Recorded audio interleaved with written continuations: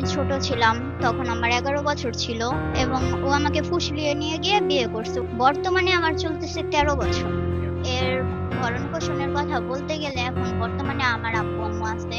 2 মাস relation করার পরে তখন ও আমাকে নিয়ে যায়, পালিয়ে নিয়ে যায়। পালিয়ে নিয়ে গিয়ে একটা কাজের কাছে ঘরোয়াভাবে বিয়ে করায়। এই বিয়েটা হইছে একটা লটারির মাধ্যমে। যখন আমরা কোর্টে যাই, যাওয়ার পরে এই কাবিনটা দেখাই, তখন সবাই বলে যে এটা তোর বিয়ে হয় নাই, এতটুকু বাচ্চার সাথে সবাই চিট করছে। বিদেশে আমার মা যখন ছিল, ও আমার মাকে হুমকি দিত যে তুই বাংলাদেশে আসলে তোরে মাইরা ফেলাবো। আমার আব্বু গাড়ি চালাইতো রাস্তাঘাটে, বলতো যে তুই যেইখানে যাবি তোরে যেইখানে পাবো ওইখানেই মাইরা ফালায়া থুয়া দিমু। তো ও আমাকে বলছে যে চলো, আমাদের দুজনের ফ্যামিলিতে একজনও মানবে না, তুমি আমার সাথে চলো, আমি তোমারে নিয়ে যাই। তখন এইসবের পাশে ছিল ওর ভাই, ছিল ওর খালাতো ভাই, ছিল ওর বেস্ট ফ্রেন্ড ছিল বিপ্লব, এবং অয়ও ছিল। ওর আরো 2-3টা ফ্রেন্ড ছিল। সবাই মিলে আমারে নিয়ে গেল কেরানীগঞ্জ এক জায়গায়।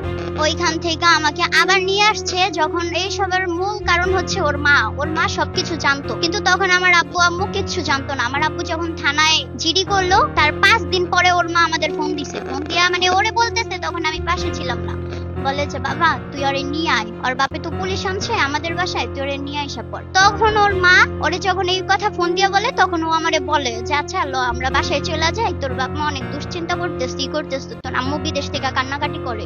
তারপরে সে ও আমাকে নিয়ে আসছে, এবং নিয়ে আসছে ঠিকই, কিন্তু ও আমাকে খাওয়ান খরচ কিচ্ছু দিত না। ওদের বাসায় থাকতে এক বাসার ভিতরে, সত্যি কথা বলতে কি, এক রুমের ভিতরে এরকম 3 ভাই 3 ভাইয়ের বউ নিয়ে এবং একটা মা নিয়ে কেউ কোনোদিন থাকতে পারে না।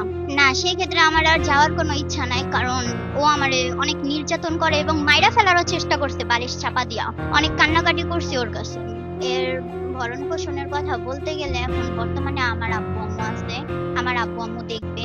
আগামী মঙ্গলবার দিন আদালতে রায় হবে যে বাচ্চাটা কার কাছে থাকবে, আমার কাছে নাকি ওর বাবার কাছে থাকবে। কিন্তু আমারে যখন জজ জিজ্ঞাসা করলো যেটা তোমার ছেলে, আমি বললাম হ্যাঁ। তারপর বললো তুমি খুশি, আমি বললাম জি আমি অনেক খুশি।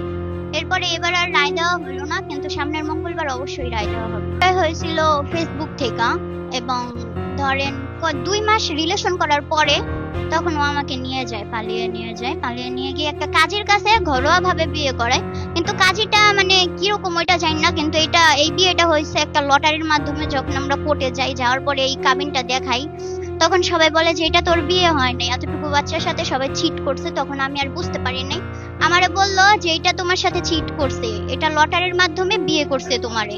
বর্তমানে আমার চলতেছে 13 বছর, মাত্র 7 মাস চলতেছে। আমি চাই ও জানি জেল খাটুক, কারণ না বিদেশে আমার মা যখন ছিল, ও আমার মাকে হুমকি দিত যে তুই বাংলাদেশে আসলে তোরে মাইরা ফেলাবো। আমার আব্বু গাড়ি চালাইতো রাস্তাঘাটে, বলতো যে তুই যেইখানে যাবি তোরে যেইখানে পাবো ওইখানেই মাইরা ফালায়া থুয়া দিমু।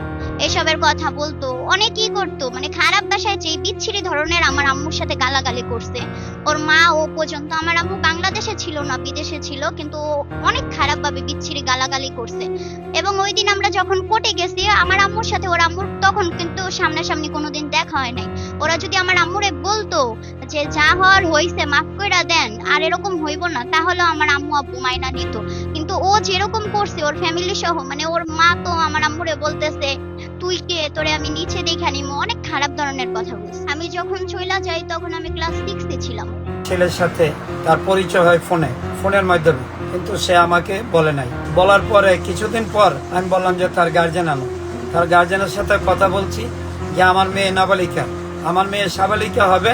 হ্যাঁ, তার বয়স এখন বর্তমানে 11 থেকে 12, 13তে পা দিবে। তখন আমি 11 থেকে 12তে পা দিবে। তাই আমি বলছি আমার মেয়ে সাবালিকা না পর্যন্ত আমি বিয়ে দেবো না, আমার মেয়ে নাবালিকা। তো তারা বলছে ঠিক আছে, আপনারা যেভাবে বলেন সেইভাবে হবে। তাই বলছি আমার মেয়ে মেট্রিক পরীক্ষা দিবে, আর আপনার বড় ছেলে বিয়ে করবে, তারপর আমরা দেখি, আমরা সব মিলে আমরা আপনাদের সাথে কথা বলবো। কিন্তু আমার এই ছেলে কিছুদিন পর আমার মেয়েকে ফুসলাইয়া নিয়ে চলে যায় আমার অজান্তে। তখন আমি না পেয়ে আমি থানায় যে জিডি করার পরে 6 দিন পরে আমার মেয়েকে নির্যাতনের পরে আমার মেয়েকে ফিরে পাই। তারপর আমার মেয়েকে ফিরে পাওয়ার পরে আমি তাদের সাথে সম্পর্ক করব না, কিন্তু তারা বলছে ঠিক আছে আমরা সব মাইনে নেব। এর কয়দিন পরে, প্রায় 1 সপ্তাহ পরে 11 তারিখের মাথায় তার ছেলে আমার মেয়েকে নিয়ে আবার পলাই যায়। একখানে আমার মেয়েকে বলছে যে এখানে একটা ভালো একটা স্পট আছে, আমরা শুটিং করব, এখানে দেখাইবো, তুমি চলো। এখান থেকে নাকি আমার মেয়েকে সে বিয়ে করছে। নোটারি পাবলিকের মধ্যে বিয়ে করছে, আমি জানি না। 2 লক্ষ টাকা কাবিন করছে। এখন আমি আমার এই মেয়ে এবং আমার নাতি নিয়ে আমি অসহায়ের মধ্যে আসছি। আর আমার নাতি, হ্যাঁ, আমি 5 মাস যখন মেয়ের মানে গর্ভতা, তখন আমি জানতে পারি যে তার 5 মাস গর্ভতা, আগে জানতাম না। পরে আমি যখন এইতে যাই মা ও শিশু হাসপাতালে নিয়ে, সেইখানে তারা বলছে যে তার 5 মাস গর্ভতা, 1 সপ্তাহ বাকি আছে। তখন আমি বললাম যে তাকে কি করা যায়, যে আর কিছু করার নেই, আপনারা এখন তাদের ই করেন। তারপরে 9 মাসের সময় তার সন্তান আল্লাহর রহমতে প্রসব হয়। কিন্তু তারা এই ছেলেকে তারা 7 মাস যখন 3 মাসের সময় আমার নাতিকে তারা নিয়ে যায়, পলায় নিয়ে যায়, নিয়ে আমার বাসা থেকে পলায় নিয়ে যায়। নিয়ে যাওয়ার পরে আমার মেয়েকে সে মারধর করে, আমার মেয়েকে টর্চারিং করে, খাওয়ায় না, খাওয়ান পরান কিচ্ছু দেয় না। তখন সে চলে আসে। তখন আমি সরকারের কাছে বিচার চাই, মাননীয় প্রধানমন্ত্রী জনাব তারেক রহমান সহ আমি সরকারের কাছে বিচার চাই যে আমার এই নাবালিকা মেয়ের যে ইজ্জত নষ্ট করছে, আমার নাবালিকা মেয়ের ইজ্জত থানির আমি সম্মান যাতে ফিরে পাই। আর এই 2 লক্ষ টাকা কাবিনের আমি যাতে কিছু আমার বাচ্চার আমার নাতির ভরণ পোষণের জন্য আমি সম্পূর্ণ ফিরে পাই, কাবিন নামার টাকা সহ আমি ফিরে পাই। আমি এই নাতি আমার মেয়ে নিয়ে আমি অনেক কষ্টে আছি। আমি আর কিছু চাই না, আপনাদের কাছে আবেদন। আর আমার এই যে আমার মেয়ের যে ইজ্জত নষ্ট করছে, আর চাই না আমি কোনো মার বোনের যেন এরকম ইজ্জত নষ্ট করে বা এরকম সম্মানহানি করে। তার আমি দৃষ্টান্তমূলক শাস্তি চাই।